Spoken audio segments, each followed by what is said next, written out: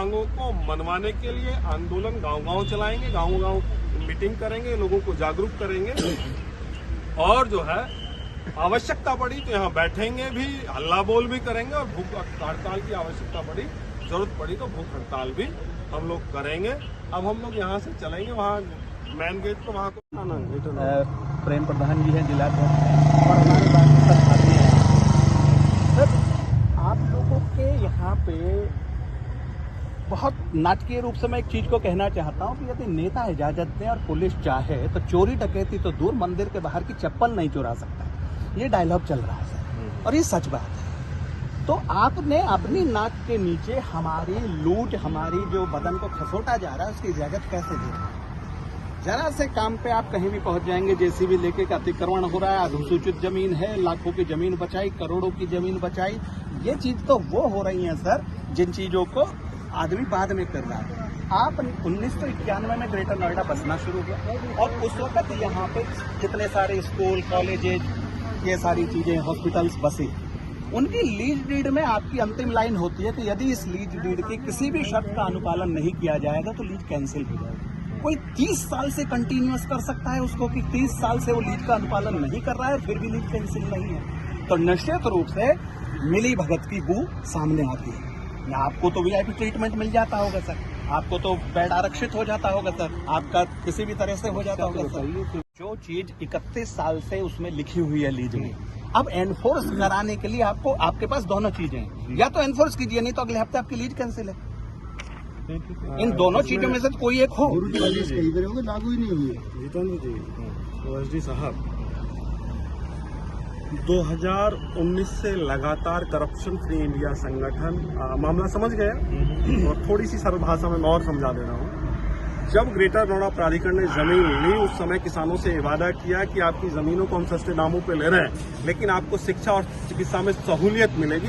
जितने भी अस्पतालों को 1 रुपया मीटर जो है 1 रुपया मीटर के हिसाब से यहाँ जमीनें अलॉट की गई हैं, और स्कूलों को भी, क्योंकि ये शहर बसाना था, उनके साथ ये शर्त रखी गई कि जो स्थानीय मूल किसान है, जिनकी जमीनें गई हैं, उनको उनके बच्चों की पढ़ाई में 25% छूट मिलनी चाहिए। जो अति गरीब किसान हैं, उनके 2 बच्चे प्रत्येक क्लास में फ्री पढ़ने चाहिए, और जो यहाँ अस्पताल हैं, उनके 2 घंटा सुबह 2 घंटा शाम ओपीडी फ्री रहना चाहिए, और जो यहाँ के अति गरीब किसान हैं, उनको 10% बिल्कुल निःशुल्क इलाज होना चाहिए, चाहे वो ए से जेड तक कोई भी बीमारी हो, और 15% 50% पे जो ग्रेटर नोएडा शहर में लोग रह रहे हैं उनको डिस्काउंट मिलना चाहिए। इस मांग को लेकर के करप्शन फ्री इंडिया संगठन पिछले 6 वर्षों से लगातार ये मांग कर रहा है कि यहाँ के जो मूल किसान हैं, जिन्होंने अपनी जमीन को अपनी मां को दे दिया तुम्हें कि इस पे जो है व्यापार कराओ, ये ईस्ट इंडिया कंपनी के रूप में यहाँ प्राधिकरण काम कर रहा है, उन अधिकारों को गौतम जी आज तक नहीं मिला है। और प्राधिकरण के लापरवाह अधिकारियों के कारण आज मैं संकल्प यहां लूंगा कि जब तक ये मांगे नहीं मानी जाएंगी, तब तक मैं अन्न ग्रहण नहीं करूंगा। ये शर्म आनी चाहिए प्राधिकरण के सीओ और एसीओ को कि उनके होते हुए यहां ये मांगे नहीं मन रही हैं। या तो हम लोग पलायन कर जाएं, या ये प्राधिकरण यहां से पलायन कर जाए। बिल्कुल आपकी जो मांगे, बिल्कुल मांगे नहीं है, व्यवस्था स्थापित है, लिखा हुआ, उसको कह रहे हैं कि इसको लागू कराओ। ये ज्ञापन अब से 50 बार पहले भी दे चुका हूँ, हम सब सर, और इसमें मैंने लीज डीड भी लगाई है, जो ग्रेटर नोएडा प्राधिकरण की लीज डीड है, जिसमें बहुत अच्छे हिंदी और इंग्लिश में लिखा गया है, तमाम सब जो है लिखा हुआ है यहीं पे लीज डीड में। ये सब चीजें जो है, ये हो क्या रहा है सर, एक मिनट, हो क्या रहा है कि अस्पताल जो है बड़े रिच मैनों के हैं, नेताओं के हैं, स्कूल नेताओं के हैं, और हम लोग कौन हैं? गरीब। हम लोग गरीब हैं। जूते की नोक पे रखोगे? नहीं रहेंगे, जूते की नोक पे नहीं रहेंगे।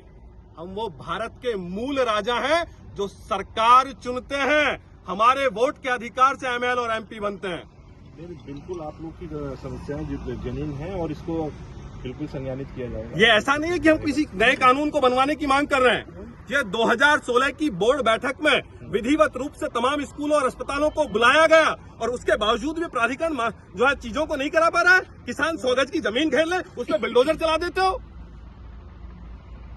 ये इशू क्योंकि पहली ही पंक्ति में लिखा हुआ है, the lease of the hospital shall arrange to provide a daily OPD for at least 2 hours in the morning, at least. It can be for the whole day also. At least 2 hours in the morning and 2 hours in the evening. The facility would be provided free of cost by the lessee hospital.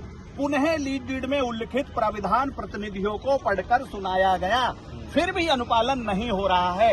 या तो आप sir हाथ उठा दीजिए कि हमारे बस की नहीं है भाई, तुम पे जो होता हो कर लो। क्या आप इतने मतलब अकर्मण्य हैं सर कि नहीं करवा पाएंगे सर? हम गांधी को मानते हैं, भगत सिंह को पूछते हैं। गौतम साहब नहीं, आप कह रहे हैं, आपसे पहले तमाम अधिकारी कह चुके हैं। अन्यथा झंडा और डंडा लेके अस्पताल पे हम बैठे। हम सब लोग साथ बैठेंगे सर, बिल्कुल आपके। हाँ, जो इंस्टीट्यूशनल देख रहे हैं, अकेले नहीं बैठेंगे, हम सब साथ बैठेंगे। जो इंस्टीट्यूशनल देख रहे हैं, इंस्टीट्यूशनल डिपार्टमेंट को मैं खुद पे कर रहा हूँ, उनके उसकी और उनकी इसी के माध्यम से मुझे आप यहाँ ये अवगत कराएंगे कि ये 1 हफ्ता में, 2 दिन में, 4 दिन में, महीने में, 2 साल में या 50 साल में होगा? कब तक इसको आप लागू कराएंगे? और विधिवत रूप से प्रत्येक अस्पताल के मुख्य द्वार पे ये लिखा होना चाहिए, यहाँ के स्थानीय किसानों को ये छूट है।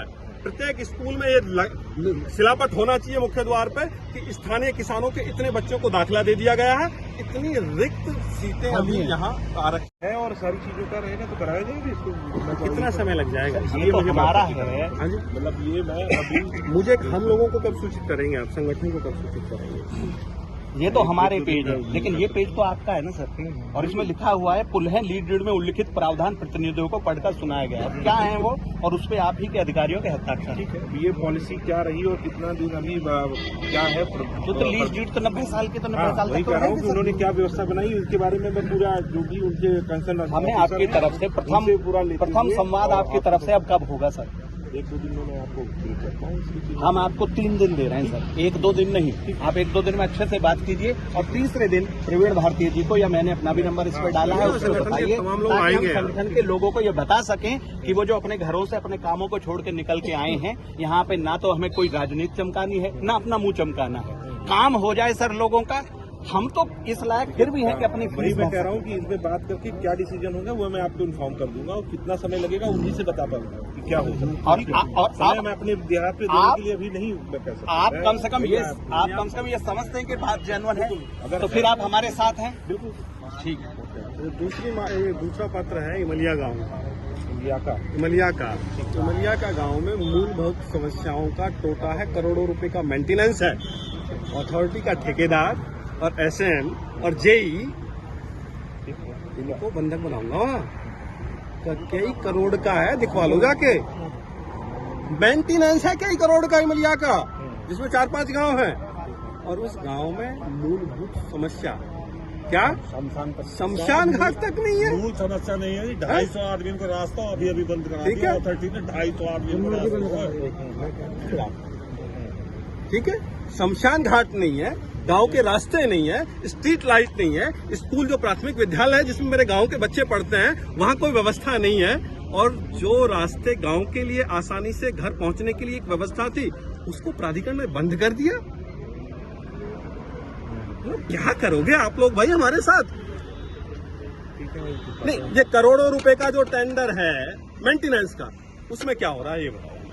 कवर कर दिया आप समझ, अभी बता रहे हैं सर।